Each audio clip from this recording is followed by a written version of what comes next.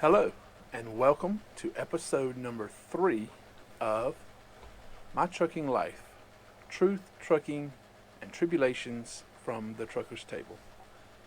When we last left off in episode 2, I had just got my first CDL job with Charles Patterson Trucking in Kinston, Alabama.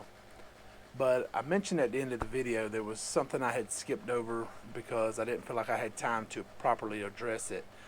And I wanted to address that in this video. So I'm going to do that right now at the very opening, go ahead and get it out of the way. This is something that is, it's really painful. It's really, still kind of haunts me today. Something that happened that changed the course of my life. Before I started truck driving with a CDL and actually got my CDL, I was engaged to be married, and I had gotten out of the Army. I had lived with my mom for a few months, and then got a place, rented a home and everything, and my fiance and myself, we had both got this place. And at the time I was working at the convenience store right across from the Pilot truck stop, and in Marianna, Florida at exit 142. And I was also working another job. I was working 2 jobs. I was working at the hospital in Marianna, Florida as a cook. And my fiance, her good friend, had a baby, and so she was at the hospital and visiting her friend. And so when my shift was over with, I had to go home and change to go to my other job, so she rode home with me. At the time I had a Jeep Wrangler, 2-door, big mud tires and everything on it. Had the soft top, and we were coming home, and she was eating, and we were listening to the radio. And we went under the overpass there at I-10 on Highway 71. And just as you're passing the front of the TA truck stop now there at exit 142. Back then the road is not like it is now. Back then the road went sharply into 2 lanes.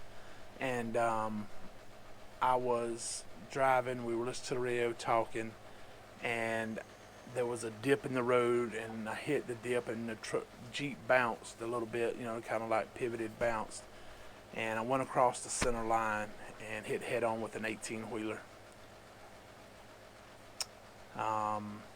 Neither one of us had our seatbelt on, and I got ejected from the Jeep through the roof, and I flew through the air maybe about 100 feet and landed. And a friend of mine was sitting at the stop sign right there next to where it happened. She said she saw me flying through the air. I hit the ground and started rolling like in a ball. And she said I came out of the ball in a dead sprint running back to the Jeep. I got back to the Jeep, and my fiance was pinned underneath the row bar, unconscious. And some people had stopped to help us. I lifted the Jeep up off of her, and people pulled her out. She was taken to Marianna Hospital, and then life flighted from there on up to Dothan, Alabama, the Southeast Alabama Medical Center. And she was there in ICU for 21 days before she passed away. She had just had a little baby, a baby girl. Few months before that, and we had dated before she got pregnant and had the baby, and then we started back dating again after she had the baby.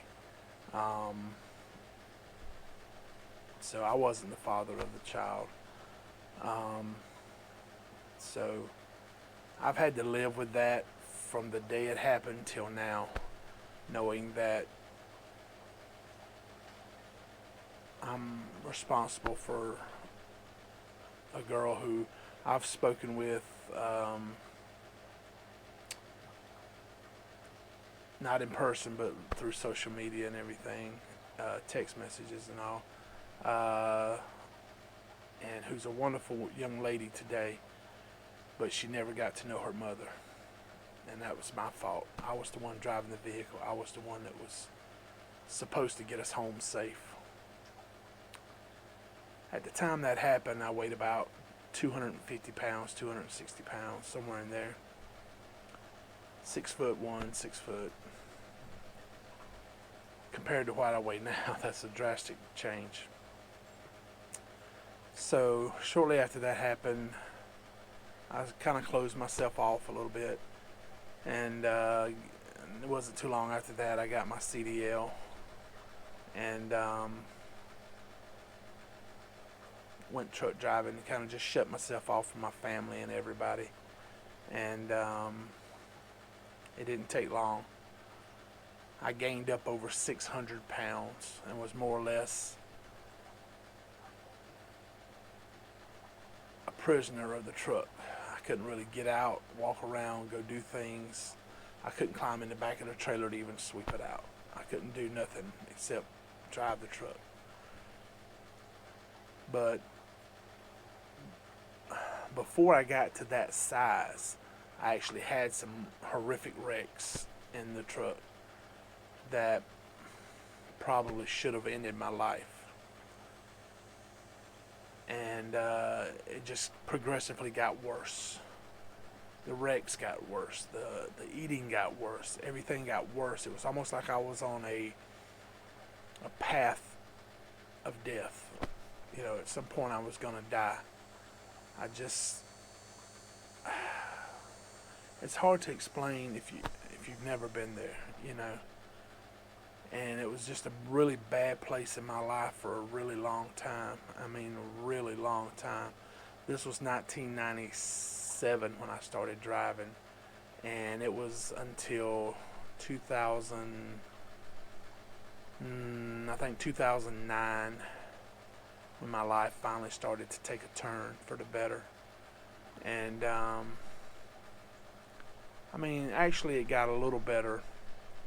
In 2006, I came off the road. I had another wreck and rolled over, and they had to cut me out of the truck, pull me out with a rope because I was too big to climb out, or for them to pull me out by hand. And when they took me to the emergency room, I explained to the doctor, hey, I'm gonna die if I don't change something in my life. And nothing they would do for me. So I came off the road, and I stayed with my mom for a little while, try to figure out what I was gonna do. I got a job working for Sallie Mae. Sallie Mae, they do student loans and stuff.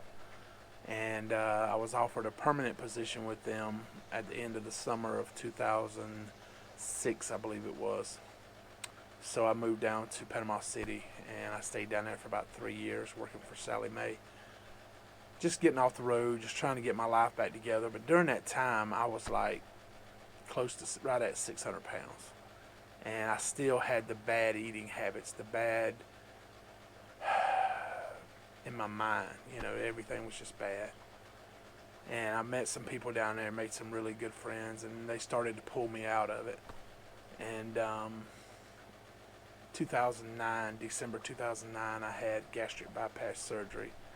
My doctor in Pensacola, him and his wife, she was the nurse, he was the doctor, and they both were like angels from heaven. They just really saved my life and turned it around. And I was able to lose over 300 pounds and get my life back. And that's when I met Teresa.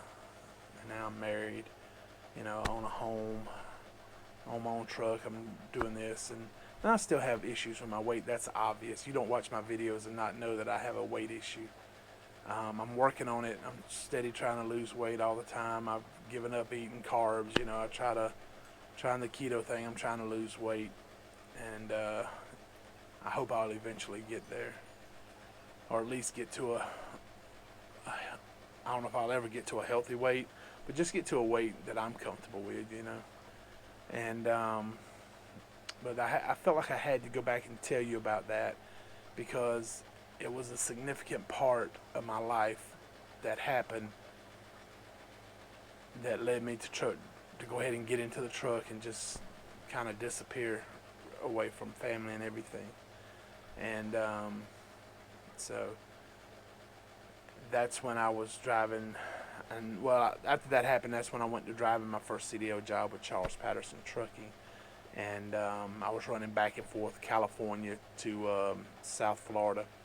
We'd haul frozen chicken out, tomatoes out, oranges out, stuff like that. And then we'd bring produce back to Publix distribution center in Deerfield Beach, Florida. So I was running back and forth, and some of the time I was running team, and some of the time I was running solo. But back then we had logbooks, and and we know how logbooks can be. So, but I want to talk more about Charles Patterson Trucking and everything that happened there that led me to my next job. I don't want to get into it now because we're already 11 minutes into this video, but we'll do that on our next episode. And I'm sorry that this episode took up so much time talking about something that's so depressing, but I felt like I had to talk about it for you to get the full picture, to understand everything that's happened to me since I've started truck driving, and what actually pushed me on into the truck finally. I knew it was going to happen at some point, but that's what finally got me there. So I hope this episode doesn't turn you off from watching the rest of the episodes, because I guarantee you the rest of them are going to be a lot better, and some funny stories, some good stories in those. So I hope you'll continue to watch the series, and I'll try to get us back on track. I was sick this past week, so I kind of got off track a little bit with the schedule of getting it out on Friday every week. So maybe we'll have a bonus episode and we can get one out this Friday. I'm not making any promises because I got a lot of stuff going on this weekend, but I'll do my best. So thank you again for watching, subscribing, liking, comment, and I hope we'll see you next time on the next episode of My Trucking Life, Truth, Trucking, and Tribulations by the Trucker's Table. Thank you. Have a great day, a great night, whenever you're watching this video. Peace out.